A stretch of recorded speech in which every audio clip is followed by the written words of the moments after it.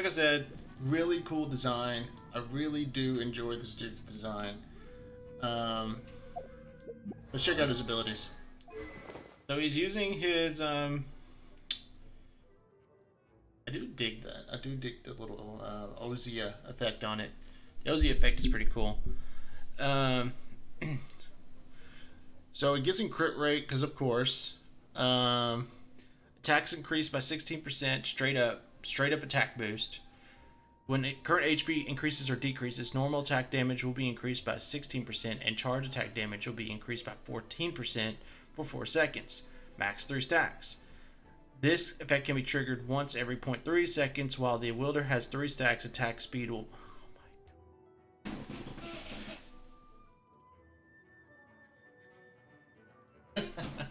attack speed will be increased by 8%.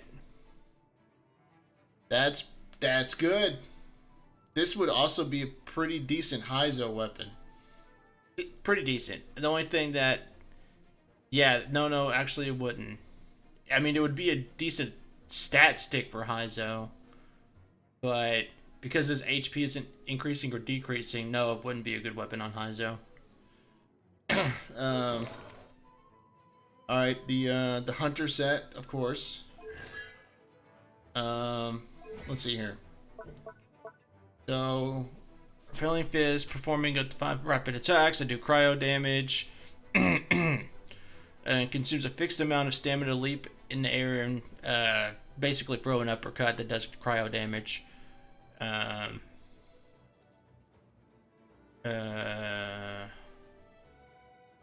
What's this? Apart from this, normal attack combo count will not reset for a short time after using Ice Fang Rush or sprinting. Okay. Alright, let's see Ice Fang Rush. Adjusting his breathing, rhythm, and pace, Wriothesley sprints forward a short distance, entering the chilling penalty state and unleashing more powerful attacks than before, increasing Wriothesley's interruption resistance. That's pretty good. Interruption resistance is nice.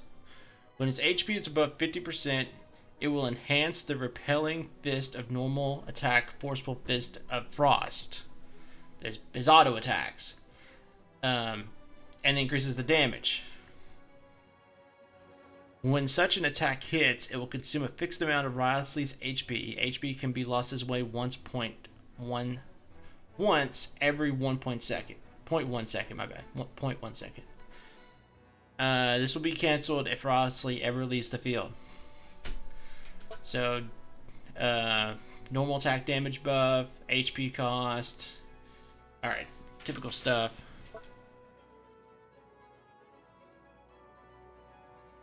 Alright, so now we'll look at the ult. Activating his boxing gloves, Wriothesley strikes out with an icy straight. Basically a straight right hook. This uses Icicle Impact to cause multiple instances of AoE cryo damage in a frontal area, so right in front of him. After Icicle Impact ends, a Surging Blade will depend upon the opponent's position, dealing Ozia damage, or Ozia, however you say it, Ozia aligned cryo damage. Alright. Now let's look at some of the talents. Alright, first one. When Wriothesley's HP is less than 60%, he will obtain a Gracious Rebuke. Gracious. I think that's great. Yeah, gracious. Duh. Whatever. I'm so used to pronouncing oddball words in this game that when I see the regular words, I want to think they're oddball words. He will obtain a Gracious Rebuke. The next charge attack of his normal attack, Forceful Fist of Frost, will be enhanced to become Rebuke Vaulting Fist. Alright.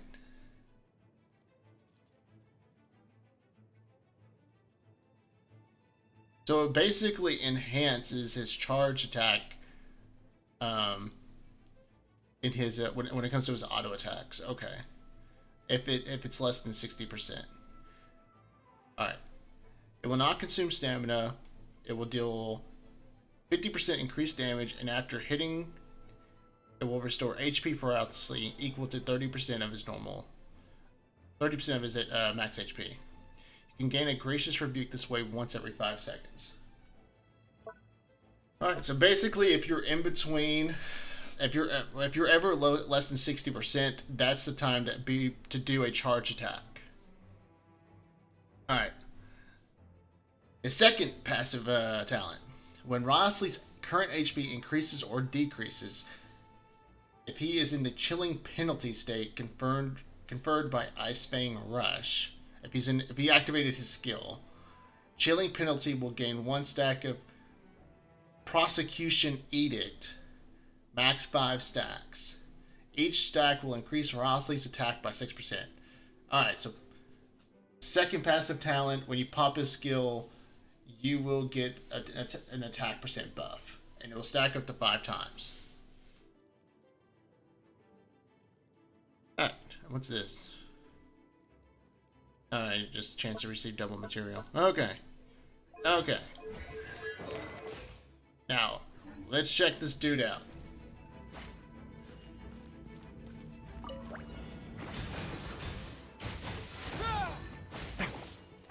Way now.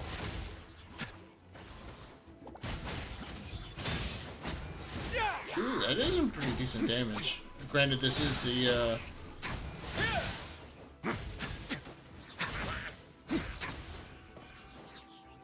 A moment, please. Oh, okay, so there's that enhanced skill. It's just an uppercut that does some, like, wavy ice attack damage. Alright. Fine.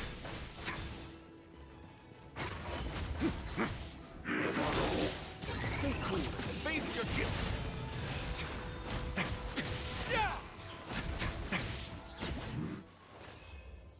Not bad. Not bad. Not bad at all.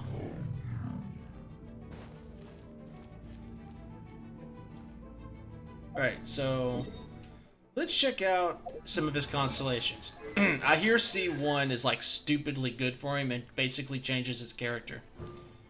So, the Gracious Rebuke from the passive talent, so the first passive talent, the one it does with his charge attack, is changed to this.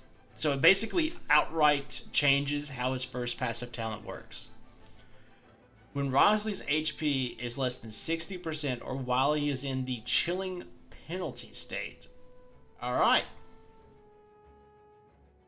Caused by Ice Fang Rush, when the 5th attack of Repelling Fist hits, it will create a Gracious Rebuke. One Gracious Rebuke effect can be attained every 2.5 seconds. So instead of it...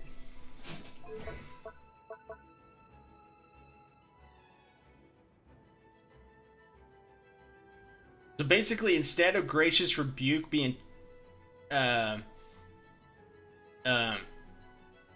linked to the charge attack, it will then now just be linked to one of his auto attacks. It'll be linked to when the 5th attack of his auto attacks of Repelling Fist hits, it will create a Gracious Rebuke. Alright, so now it's not linked to charge attack, it's linked to his 5th auto attack. Additionally, Rebuke Vaulting Fist will obtain the following enhancement. Damage bonus gained will be further increased to 200%. Alright? So, Rebuke Vaulting Fist.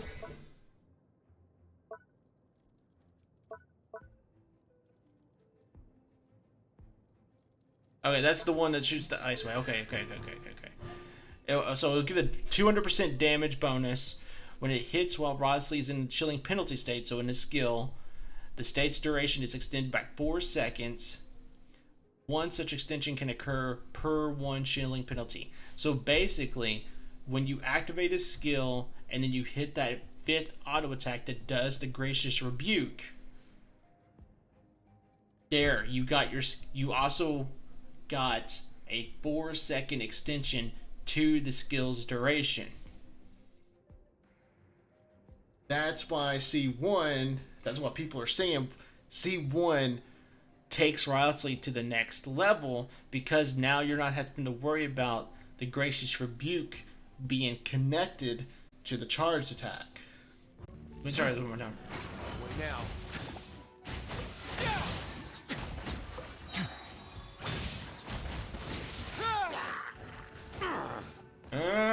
Have a sick trip.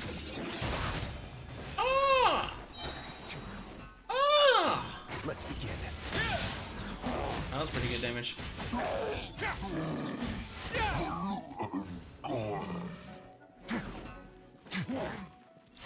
Stay clear. Face your guilt. Away now.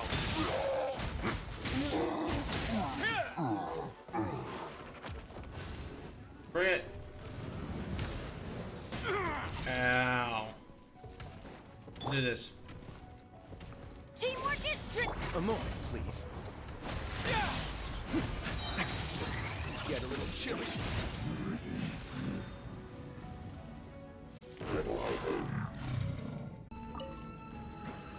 A moment, please. So I have to now be cognizant of where my HP is.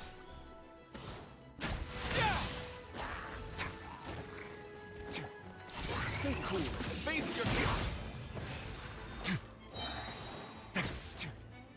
Let's begin.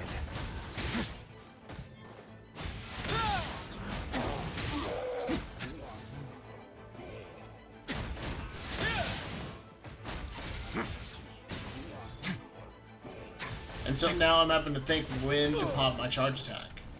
Away now. Not bad.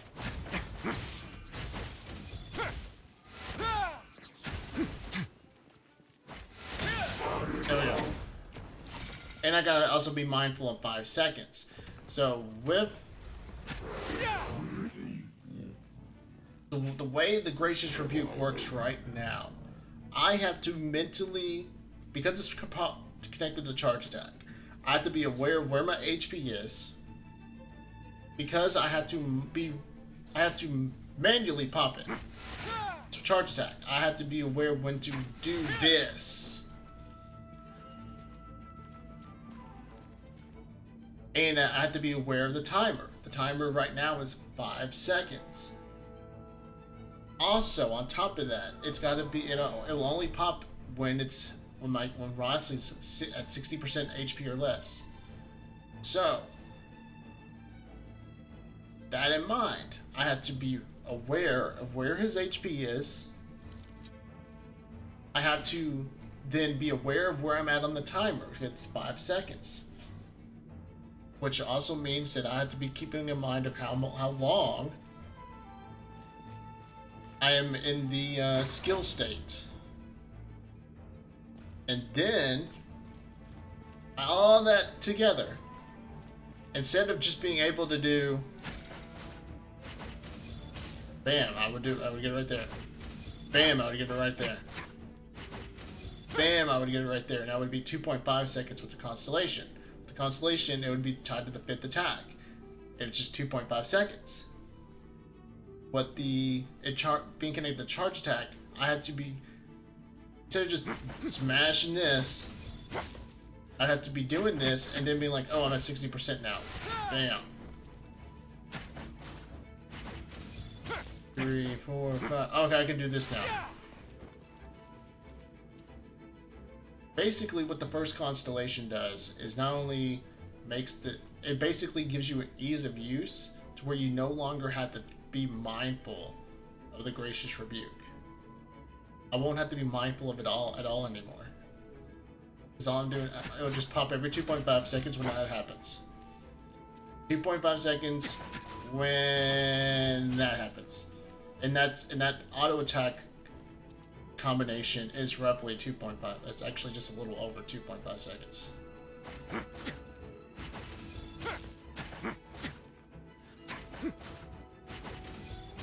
One, two. Yeah. It's ease of use. That's what the first Constellation gives you, is complete ease of use. That's why it's so important. That is why that first Constellation is so important.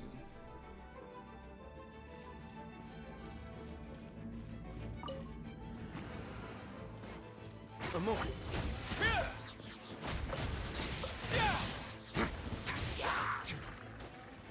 Have a safe trip.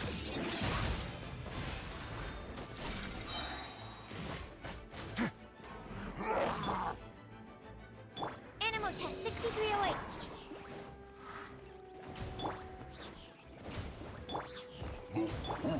One now.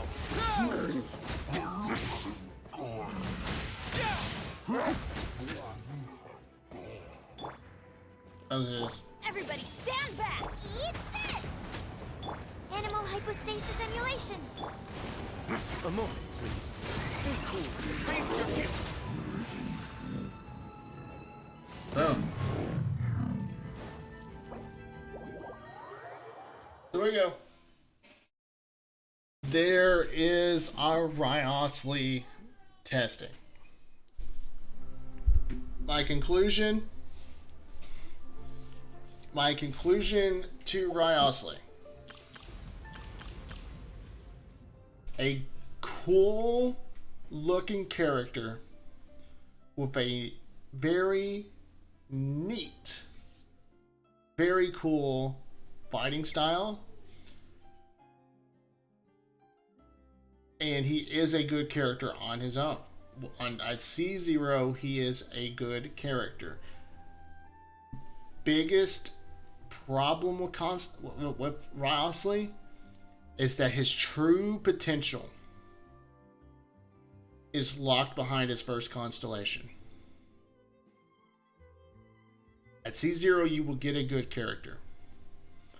But if you want to take that guy to the next level, to where he has really, really fine ease of use.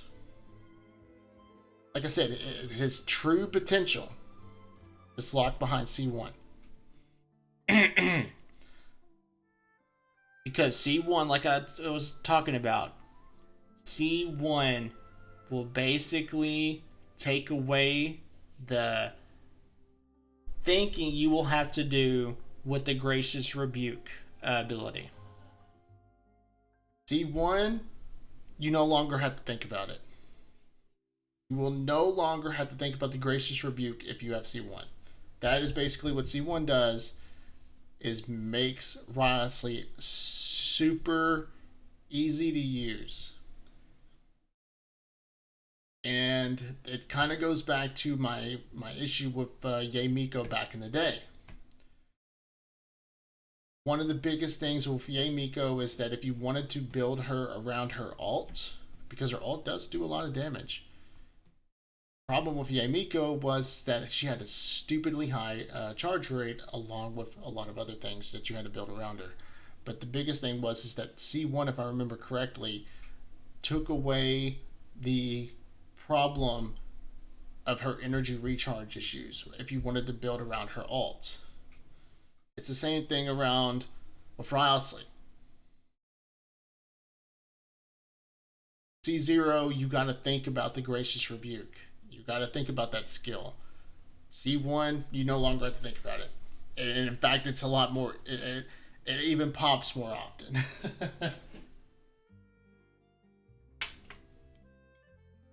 Overall, good character, but if you want to make him really good, you need C1.